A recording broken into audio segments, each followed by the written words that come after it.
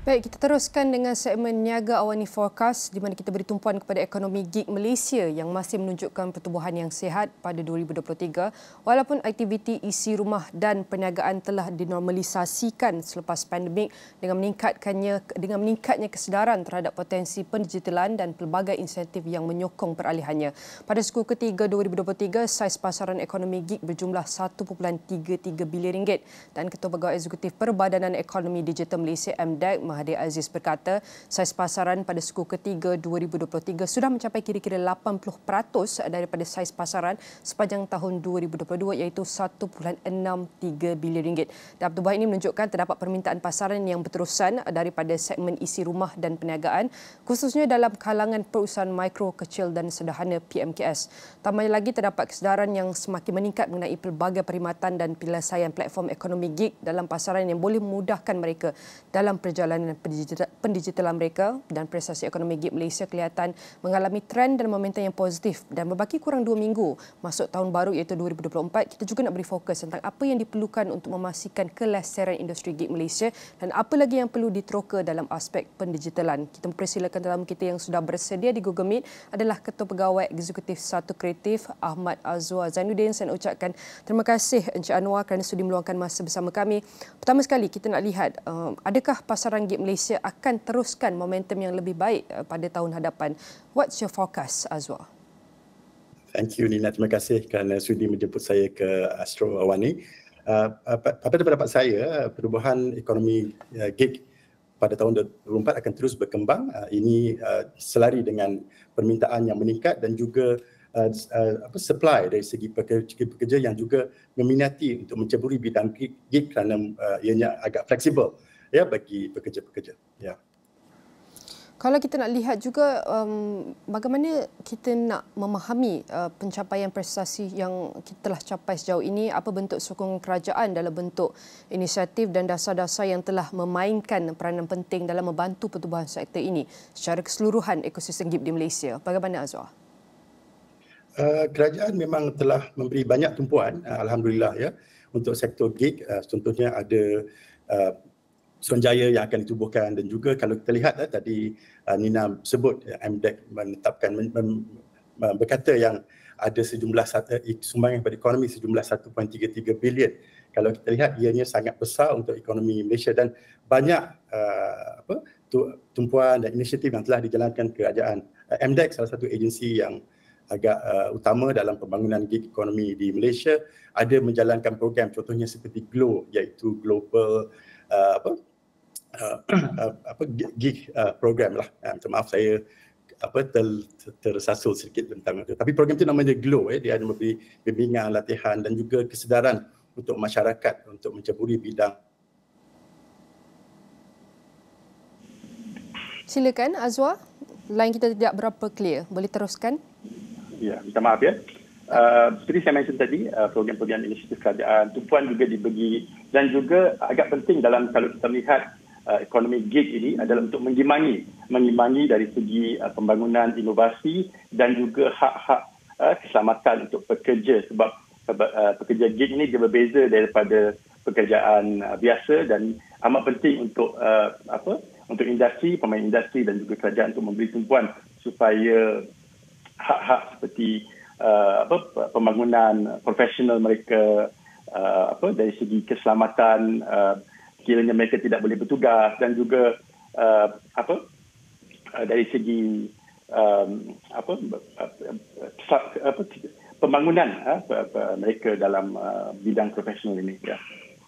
Selain daripada peningkatan latihan dan pembangunan modal insan yang telah dikongsikan oleh Azwar tadi, bagaimana untuk kita lihat contoh-contoh daripada luar negara? Apa yang boleh kita terapkan antara best practices, amalan-amalan terbaik yang boleh dijadikan sebagai penambahbaikan dalam usaha kita untuk memperkasakan lagi iaitu industri gig? Selain daripada pembangunan yang saya sebut tadi dari segi kemahiran, kalau kita lihat di luar, banyak mereka mengetengahkan satu adalah hak pekerja ini sebab mereka ini perlu di protect ya untuk oleh kerajaan dan juga kalau kita lihat selain daripada itu sekiranya mereka ini sebab kalau kita bekerja gig ini mereka bekerja kontrak ataupun dalam masa pendek. Jadi apa terjadi kalau mereka berpindah daripada satu kerja ke satu kerja, kesinambungan kira protection wealth untuk mereka ini boleh juga kita transfer daripada satu ke satu. Dan juga kalau kita lihat kerajaan mereka mengetengahkan kepentingan, contohnya untuk hari lanjut mereka ya dari segi EPF dan SOCSO, ini juga penting untuk ada dana kecemasan yang khusus untuk membantu. Dan tumpuan harus dibagi kepada pekerja-pekerja gig sebab kita lihat ianya agak besar ya. Kalau kita lihat tadi Nina mention yang laporan suku ketiga daripada MDEC, ia juga ada mention yang tahun ini saja ada 100,000 pekerja baru. Jadi kita lihat minat ini agak besar dan ia akan terus berkembang dengan kita lihat perubahan sektor pekerjaan dengan blended working dan mereka anak-anak muda kita yang lebih gemar untuk bekerja secara fleksibel. Jadi itu salah sedikit yang kita boleh lihat daripada luar ya, negara-negara seperti Singapura, Korea dan Eropah banyak melihat kepada balancing between the workers' right as well as not to curb the innovation that happens. Sebab kalau kita lihat pekerja gig, sektor gig ekonomi di Malaysia ini, dianya bukan sahaja memberikan pekerja, kita juga mempunyai banyak platform-platform tempatan ya yang bagi saya mempunyai potensi yang besar, bukan saja untuk memenuhi keperluan tempatan tetapi juga peluang untuk antarabangsa. Kalau kita lihat di Malaysia kita ada Pidocare, agak unik ya untuk membantu mereka yang menjaga anak-anak. Kita lihat ada Bateriku untuk dalam memberi peluang pekerjaan kepada mekanik-mekanik dan juga satu lain-lain platform yang menyediakan mungkin pekerjaan-pekerjaan lain seperti reka grafik, penulisan dan sebagainya. Ya. Jadi bagaimana pula kita boleh lihat daripada aspek syarikat yang diberikan insentif ataupun cukai insentif ni yang kerana mereka memberi sokongan kepada pekerja gig. Bagaimana pandangan Azwar?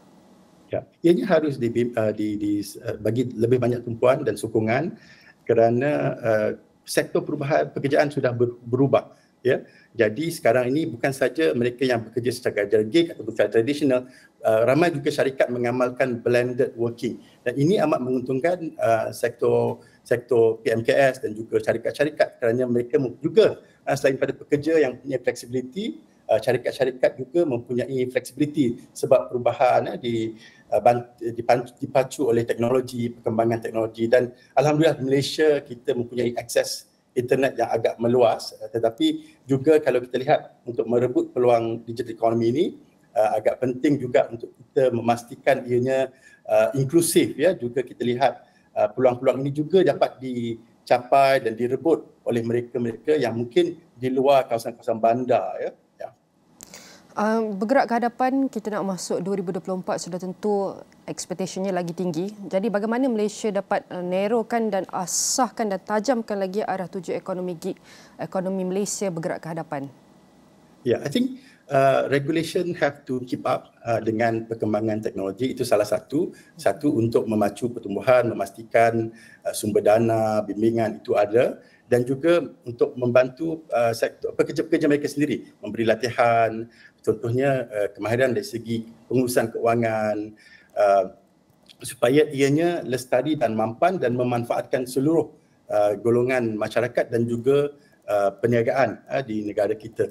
Kita juga lihat perkembangan teknologi ya sangat menarik dan sangat exciting untuk tahun ini. Kita lihat seperti contoh AI ya, dia juga akan membantu meningkatkan efisiensi syarikat dan juga memastikan efisiensi dari segi pendapatan oleh pekerja-pekerja gig dan itu satu thing yang kita akan lihat dalam masa yang sama dalam sektor gig ekonomi ini berkembang. Kita akan melihat lebih banyak perniagaan-perniagaan, minta maaf kalau saya guna kata English, disruption that will happen to the industry dalam sektor-sektor lain juga dan agak penting untuk kita peka perkembangan dan alhamdulillah saya agak memantau dengan dekat ya apa-apa berita yang berkaitan dengan gig ekonomi dalam media supaya kita boleh orang kata not only know what is happening but also anticipate the trends that are changing and happening so that we can be part of the change rather than more adapting and become consumer but also the developer and people that are producing the technology. Ya Nina.